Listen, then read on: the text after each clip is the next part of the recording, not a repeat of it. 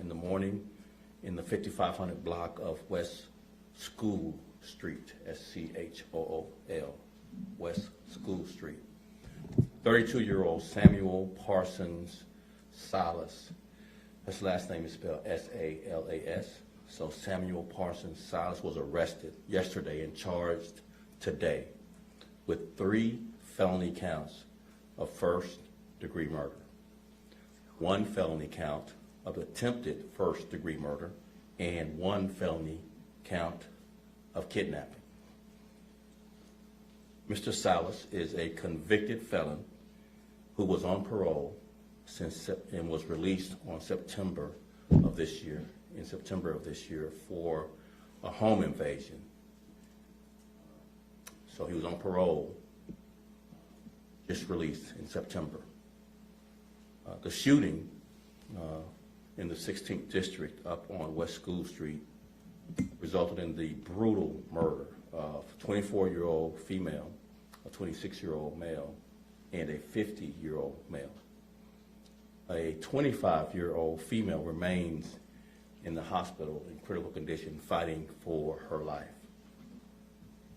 I want to extend my deepest condolences to the families of these victims. We hope that these charges, this arrest and these charges bring some small sense of justice to these families. I also want to acknowledge the very hard work of our Bureau of Detectives, our 16th District officers, as well as all the coordination that had to happen with the Cook County State's Attorney's Office, who worked really closely with our detectives to bring these charges. This shooting started with a disturbance inside the club at a birthday party. Then outside of the club where the victims were, the offender who had been attending this birthday party inside confronted these unsuspecting victims and shot and killed them. Surveillance video shows the offender approach a vehicle and retrieve what appears to be a firearm. So we have video of this offender retrieving a firearm from a vehicle while outside before doing this heinous crime. And then a fight broke out. The offender began shooting these victims, killing 3 and critically wounding 1, and then he fled in another vehicle. After reviewing surveillance footage and speaking with eyewitnesses, detectives were able to identify Parsons Silas, and he was placed under arrest, as I mentioned yesterday, and charged today. I can't thank enough the Area 5 detectives, the Area 5 Homicide Investigation Support Team, and the 16th District officers who worked around the clock tirelessly to get us to this point where we bring justice to these families. These victims were out celebrating a birthday. The person whose birthday it was is one of the victims now fighting for her life. And this incident is a tragedy. It should never escalate to a loss of life. The victims, their families, this community, this 16th District, is one of the safest areas in Chicago. They now have had 5 homicides this year. Before this incident, they've had 2 homicides. All of the offenders of the homicide violence in this district have been brought to justice, have been arrested and charged, to include this tragic incident. We will bring you to justice, is the message we want to send to these violent offenders. We will hold you accountable. We'll work around the clock. We'll work tirelessly. And we continue to pray for the families. With that, I'll just take a few questions. We'll also have Chief of Detective Brendan Denahan here who can answer a little bit more detail if you have for this case.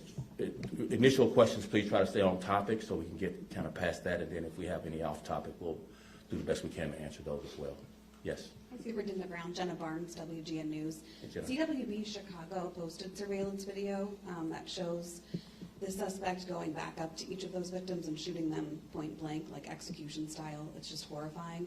Can you speak to the manner of the shooting, what it says about the relationship between this guy and the people he killed, why they even fought to begin with?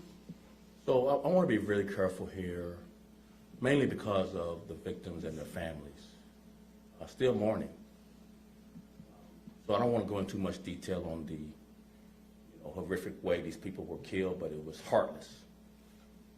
And I would just say, for whatever process goes forward, bond court, et cetera, throw away the key. Get this person off our streets. Don't release him on electronic monitoring, because he is a danger not only to this community, but to the city of Chicago at large. Can you Throw the book at it. Can you explain what the fight was about and what the It relationship? really doesn't matter. He was asked to leave the party.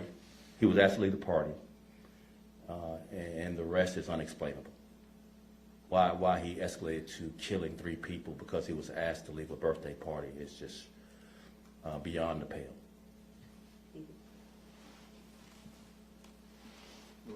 Elizabeth? Good evening, Elizabeth Matthews, Fox 32. Oh. A kidnapping, a felony? Sure. You want to hear a little bit more detail? Yeah, sure. Brendan, you want to add a little bit more detail to the other charge of kidnapping to the...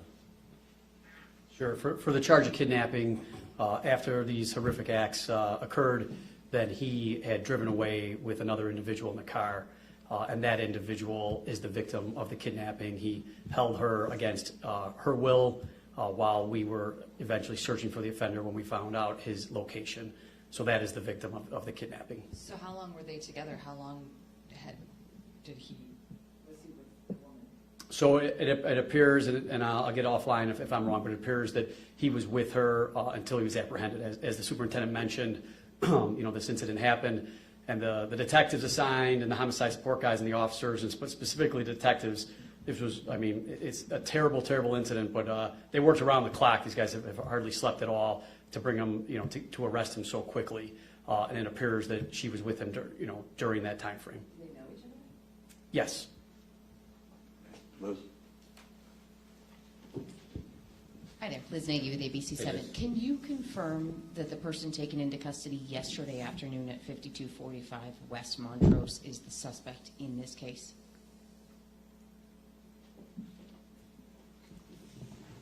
I don't even know if I have the address arrest in front of me for this. So I'll get you the exact address of arrest, because I just don't have the address in front of me. 5200 block of West Montrose? And the female was with him at the time, correct? When we went to go apprehend this offender, and I want to thank everybody involved, like the superintendent said, because this guy's so dangerous, right? And this just happened, and so our SWAT guys were out there. So I want to thank our SWAT guys as well, because the fear was that this individual, committed these acts, that maybe he wasn't gonna come when we were going to arrest him, without going down with the fight. So he actually fled out of the apartment on foot when our SWAT officers were approaching, and our homicide support team, because we had the area covered, was able to arrest him without incident. So I want to thank those guys, because it could have gone the other way. And then this other person was taken into custody as well. So I'll have to get offline with you, because I just don't have the address in front of me. Okay, and the family of the victims are very upset. They said that in that surveillance video, you can hear the woman who was with him saying, get in the car to the gunman. They are very upset that she's not been charged and released from police custody. So is there anything you can speak to or say to that family about that? I'll take this part of the question. It's really delicate in this area, because we were able to bring charges because of people cooperating, giving us corroborating evidence. And we'll leave it at that and get with you offline. But we really appreciate the cooperation from everyone involved. It wasn't a slam dunk case. Just based on video, we had to have witness cooperation. So everyone involved, including the person that the family's upset with, helped us bring charges. So it's a mixed bag, I understand. But again, the main point was we wanted to do all we could to make sure this person was held accountable and charged. If you could come back and for an offline question. Okay. Alex Maragos, NBC5. Can you go a little bit deeper into the suspect's criminal history? You said convicted felon, so he shouldn't have had a gun. Anything else we need to know about his background leading up? It was for a home invasion. It's a 2010 case. He was paroled in September of this year. What it's been, 3 months, and he kills 3 people. So likely should have stayed in jail. Do you know, is there any relation to the same persons in this that may have come from that same case, or is that an entirely? We don't think so. We was invited to a party through a third party. He was asked to leave. As simple as that. It's just inexplainable. It's just beyond reason that, you know, being asked to leave a party escalates to 3 people being killed. Okay, thank you. Thank you all so much. Appreciate it. And oh, you wanted to, no, there was one more question, Tom. I'm sorry. Yes, sure. There are reports that there's one crew operating in the city responsible for roughly 20 robberies a day. 4 people were taken into custody yesterday on the north side after that crash. Are they part of that crew? So we are going to have another press conference. We're working to make sure charges stick to 2 separate crews that are arrested, and we are close to charges for both crews that are responsible for dozens of robberies. Thank God we got them in custody, but we want to tighten this case up before we reveal any more of our evidence, and then we'll have a stand-up as soon as charges are for both crews. So you can't say yet if the 4 people yesterday are connected to this same crew that are responsible for up to 20. They're arrested but not charged, so we have to be careful until we can actually charge. But our things are looking up as far as having the evidence to be able to charge these folks, and then we'll give you all the details tomorrow. Thank you, guys. Thank you. Thank you very much.